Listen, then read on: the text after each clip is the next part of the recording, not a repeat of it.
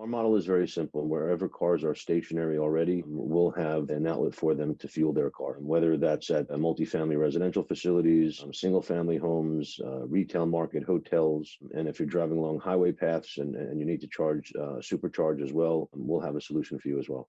What type of revenue will be generated from EV charging stations? Is it revenue share? Is it divided some other way? It depends upon the deployment. There are property owners that require that they own everything, so they're more likely to buy the hardware, own and operate it, receive the revenue share, the revenues from those charging stations.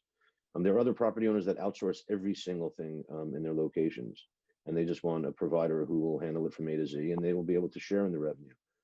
We do basically everything from A to Z. And McDonald's is part of your play. It's not only McDonald's. We deal with a lot of fast food chains. It's a perfect place for them to plug their car up in a supercharger, get something to eat, relieve themselves. By the time they're done, they get back in their car and they could drive another 2, 3, 4, 5, 600 miles, depends upon how long they have in their battery. What are the changes that you've seen in terms of driving habits? Are they picking back up? Are they staying stable? Obviously, during the midst of the lockdowns, there was very, very little utilization. It is picking up. We are seeing getting up close to where we were beforehand. People are getting back on the roads, and there are a lot more EVs on the roads right now. So again, utilization across the board almost is similar to what we're seeing as a percentage of U.S. car sales, low single digits. But as more EVs get on the road, we're definitely going to be seeing more utilization. One thing that it's also done is a lot of the younger generations who were not really into having their own cars are now looking to have cars because of COVID. And the cars that they're looking to purchase are EVs. If you've got a wish list of things that you want, here's your opportunity now to put it out there in the universe. Without a question, grants and rebates impact our business.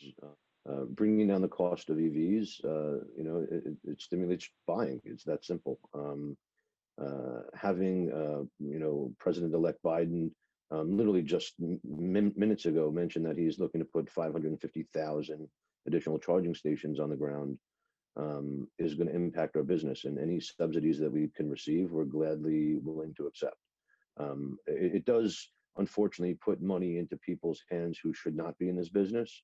It creates competition that maybe isn't as experienced in doing what they should do. But ultimately, that allows us to buy companies for pennies on the dollar, as we've done in the past, who have solely relied upon grants and rebates for their survival.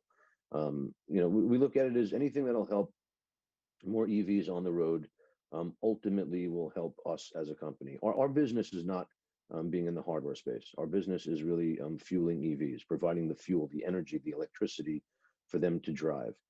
So the more EVs that are on the road, the cheaper it is for us to deploy our infrastructure. The more grants and rebates that we receive, we will gladly accept free money.